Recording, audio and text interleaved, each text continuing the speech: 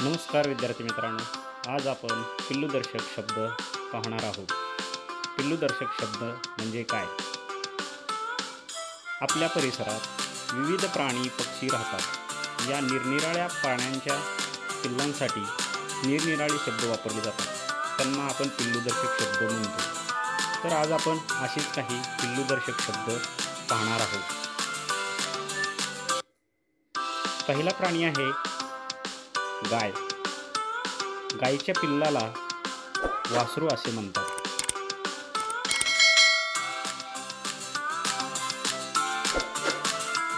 पुढील प्राणी आहे माणूस. माणसाच्या पिल्लाला लेकरू किंवा बाळ असे देखील म्हणतात. पुढील प्राणी आहे म्हैस. म्हशीच्या पिल्लाला रेडकू किंवा पारडू असेही म्हणतात. पुढील प्राणी आहे हरिण. हरणाच्या पिल्लाला पाडस किंवा शावक असे म्हणतात. पुढील प्राणी आहे मेंढी. मेंढीच्या पिल्लाला कोकरू असे म्हणतात. पुढील प्राणी आहे वाघ. वाघाच्या पिल्लाला बच्चा किंवा बछडा असेही म्हणतात. पुढील प्राणी आहे सिंह. सिंहाच्या पिल्ल्याला छावा असे म्हणतात.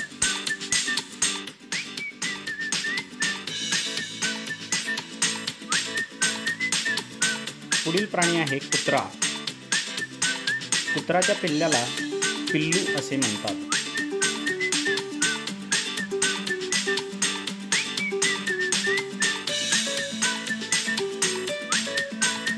पुढील प्राणी आहे घोडा. घोड्याच्या पिल्लाला शिंगरू असे म्हणतात.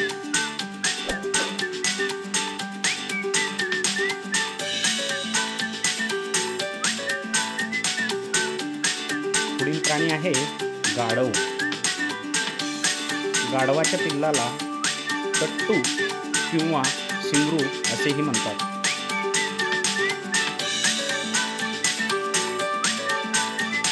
पुढील प्राणी आहे शेळी. शेळीच्या पिल्लाला करडू असे म्हणतात.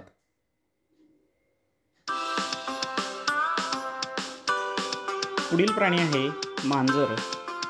मांजराच्या पिल्लाला पिल्लू असे म्हणतात.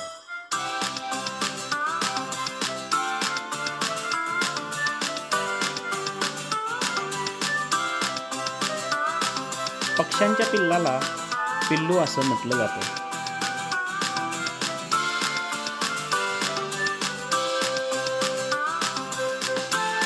पुढील प्राणी आहे हत्ती आणि हत्तीच्या पिल्लाला पिल्लू असंच संबोधलं जातं.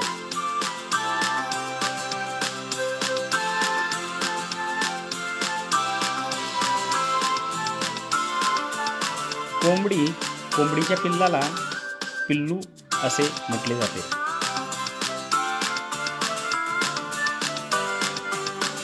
पुढील प्राणी आहे ससा आणि ससाच्या पिल्लाला पिल्लू असे म्हटले जाते. धन्यवाद मित्रांनो.